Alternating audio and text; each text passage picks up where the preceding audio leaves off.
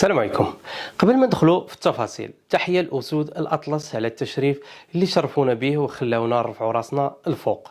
وطيلة هذه المدة ديال شهر عشنا في واحد الحلم ما كانش حتى واحد فينا كيتخيل يوصل ليه المنتخب الوطني.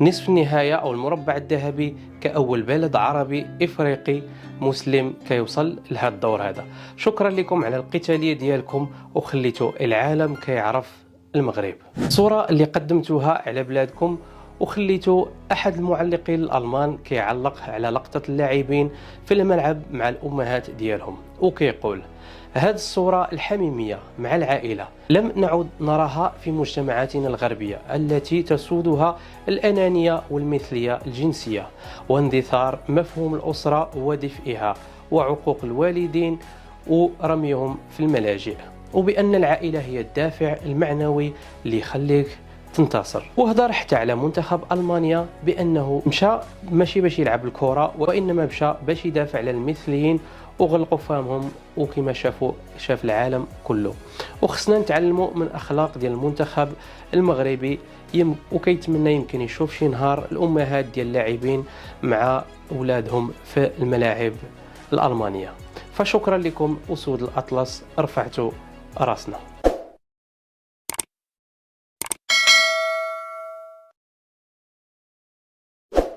الماتش ديال نصف النهايه بعد ما خسرنا ضد فرنسا بقى فينا الحال لاننا كنا نستاهلوا ندوزو للفينال، وكما شفتوا الحكم الصفاره ديالو ما كتصفرش الا في الجهه ديالنا وضيعونا جوج بيلانتيات بحضور ماكرون لهذه المقابله وغياب امير قطر اللي كان في كل مباراه كيشجع المنتخب الوطني المغربي. هذا الشيء خلانا احنا اولا كمغاربه نشكوا في هذه الاحداث ونفكروا في نظرية المؤامرة. زدنا تأكدنا بهذا الشيء في المقابلة ديال كرواتيا. زعما ممكن يكون هذا الشيء بصح أو لا غير حنا كشعوب عربية ما كنقلبوا على عذر الفشل ديالنا ولصقناها في الحكم. اليوم العالم كامل كيشهد على هذه المهزلة وكيتهم الفيفا بالتخطيط لهذا كلشي. والمغرب بطبيعة الحال ما سكتش على هذه المهزلة وقدم احتجاج الفيفا، ونشوفوا التصريح ديال القجع. التحكيم كان في مستوى رديء جدا، يعني وهذا الشيء قلت لرئيس الفيفا لا شفويا ولا كتابيا، يعني لن يتقبل العقل ولا المنطق أن تستثمر الفيفا ملايير الدولارات في تقنيات جديدة. كان من المفروض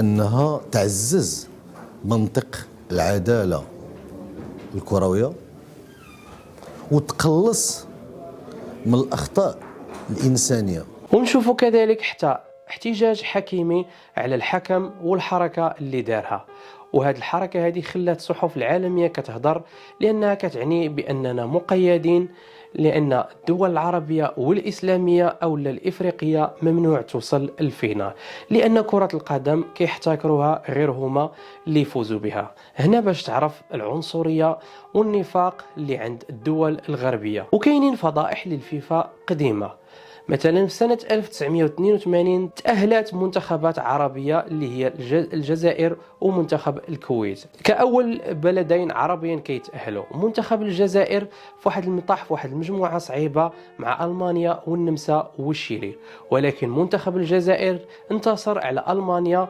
وفي الماتش الثاني انتصر لعب ضد النمسا وانتصر عليها. كان خصهم يتسناو مقابلة ديال ألمانيا والنمسا اللي تفاهموا بيناتهم وطلعوا مع بعض وتسمات بمؤامرة خيخونة.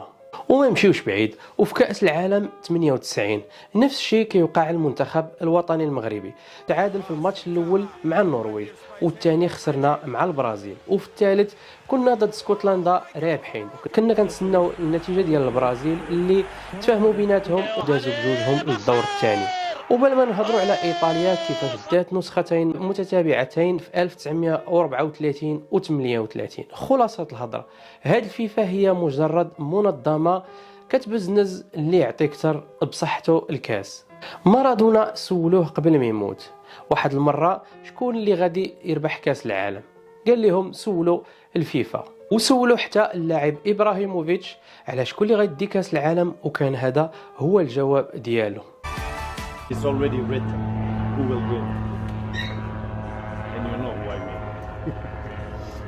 So I think Messi will lift the trophy.